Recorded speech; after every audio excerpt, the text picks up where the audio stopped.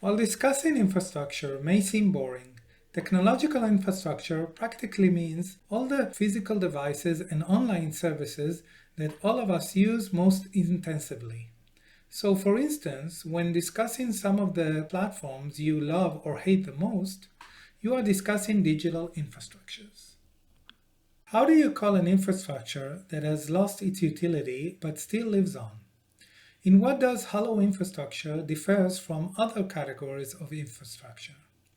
Why would such a state of suspended animation exist, and who surprisingly contributes to its existence? In this video, I will explain the term of hollow infrastructure and how, once we understand it, we can understand many of the perplexing dynamics regarding technologies in decline.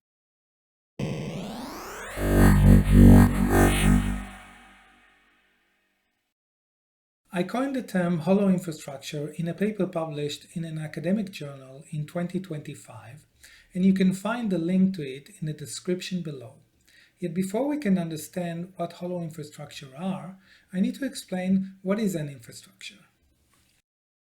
An infrastructure is a highly reliable technology which is widely used and extremely helpful to the degree that people can build upon it further applications and procedures. Now, let me break down the components of what I just said. First, an infrastructure is a technology. It may be a physical technology, such as a bridge or the electricity grid, or a digital technology, such as the map applications or a social media platform.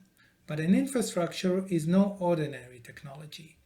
It needs to have certain features to be elevated to be worthy of the term infrastructure. For one thing, it needs to be very popular among users. Indeed, many digital infrastructures were initially just one more technology out there among many others until they gained enough users to be considered infrastructures. Think of Google in their first days as a search engine, or Uber or WhatsApp when they just came out. Only once millions of users started using them did we begin to consider them infrastructures. Why are infrastructures widely used? This takes us to the next feature, which is that infrastructures need to be extremely helpful technologies for people in order to be adopted by the masses.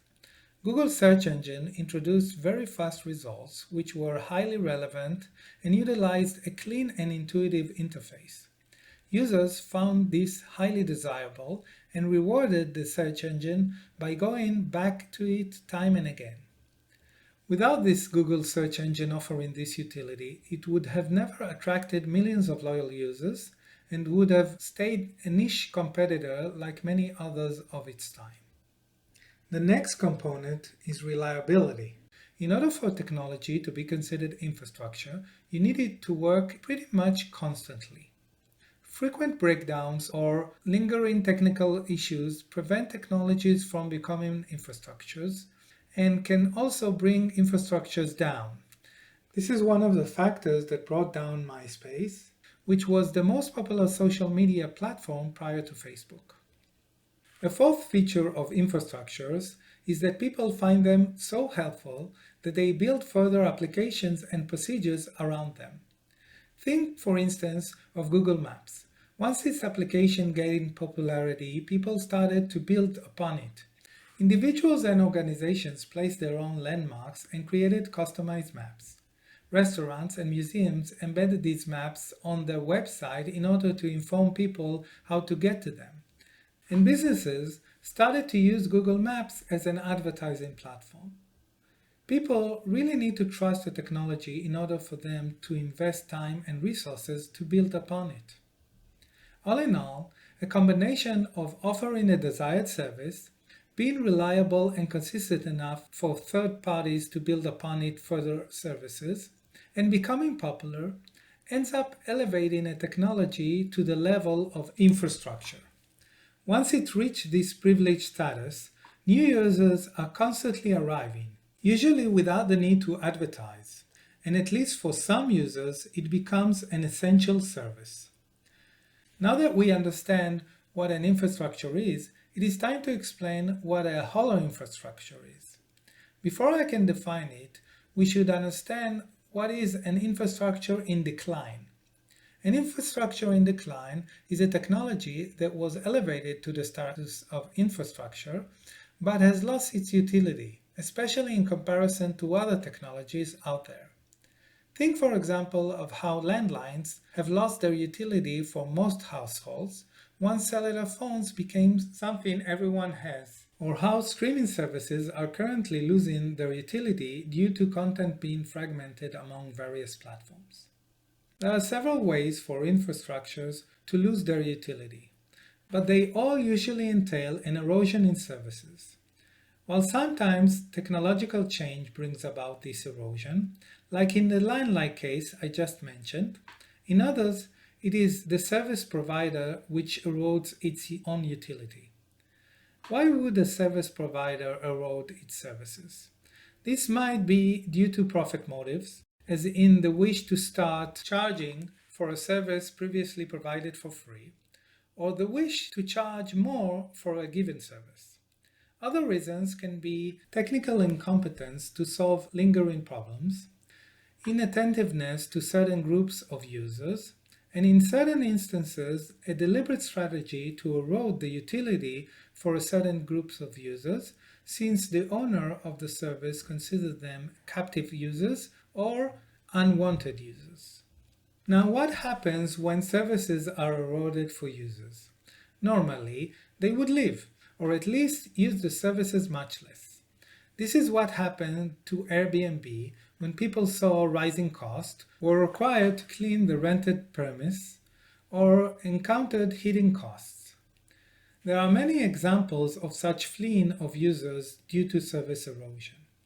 It is also a very important process, since once users leave or reduce their use of a service, the owner of the infrastructure usually starts to adjust and sometimes to improve their utility to this group of users. It thus serves as a potent feedback mechanism, mainly because it damages the owner of the platform in their wallet. This finally brings us to hollow infrastructures. A hollow infrastructure is one in which the utility of the infrastructure was eroded for certain groups of users, but they do not live or use it less. This sounds extremely paradoxical, since if the infrastructure, let's say the platform, provides an inferior service to you, why wouldn't you leave or use it less? Why would you reward the platform with continued use, and why wouldn't you signal them in action that this degradation is unacceptable? Moreover, when a platform is a hollow infrastructure, it confuses users. A fully or partially abandoned infrastructure is easy to spot, since you see that many of the users that were there before are no longer there. Yet, when a platform is a hollow infrastructure, it is difficult to spot since users are still there, and you need to be in the know to realize that the utility was eroded. Take the case of Facebook and small organizations as an example. Facebook used to offer small organizations with a modest budget the ability to engage with users, including potential customers, with a minimal investment of money and time. It offered an intuitive interface that can be learned very quickly, and a huge audience that can be reached easily and for free. This ability to engage with audiences for free was called organic reach, and thanks to it and the other features mentioned, Facebook gained the trust and business of small organizations all over the globe. However, in the 2010s, Facebook gradually began eroding organic reach, primarily due to profit-driven reasons. Somewhere along the way, Facebook has decided that it is in the business of selling reach to its multitude of users and therefore made changes to its algorithms to reduce organic reach. Nowadays, organic reach for content relevant to small organizations is almost non-existent, to the extent that an organization cannot even rely on a post to reach a decent percentage of its followers, let alone new users who might be potential customers. If you nonetheless wish to reach people, you need to pay for it in the form of boosting your post or paying for ads. Yet, if you are willing to pay for your reach, You don't actually need a Facebook page, and you can simply run ads that lead to your website, avoiding the hustle of constant posting and Facebook page maintenance. Yet many such organizations remain, rendering Facebook a hollow infrastructure. In my own research, I examined why civil society organizations are not leaving Facebook despite this. What I found is that indeed, for most of these organizations, the utility was eroded, yet they did not leave or severely reduce their use. Digging deeper, I found that for many of these organizations, Facebook allowed them to maintain a semblance of public outreach, while their actual engagement with the public was limited. For instance, those organizations that rely on donations usually claim to have good public engagement due to their Facebook activity. We had this number of views and that number of likes, while suppressing the fact that it most often took them to pay for that exposure, and that views and likes mean very little in a post-organic reach era. In other words, it seems that certain types of users are parties to this charade of a high utility infrastructure and therefore contribute to the perpetuation of hollow infrastructure state. By staying, they are serving not so much the interest of reaching more people, but that of appearing to do so by banking on the former reputation of the infrastructure. This is why some people stay on Twitter to appear connected to power hubs, despite a large part of it becoming unusable. This is also why some businesses continue to boast about their favorable reviews from reviews platforms, which have been found to be dominated by bots and special interests. They are banking on many users not being informed and having anachronistic knowledge. Yet the end result is that the owners of these infrastructures are getting away with offering degraded services, and their platforms are enjoying a much slower decline. Indeed, if we ask ourselves why platforms seem to die rather slowly, the idea of hollow infrastructure may be part of the answer.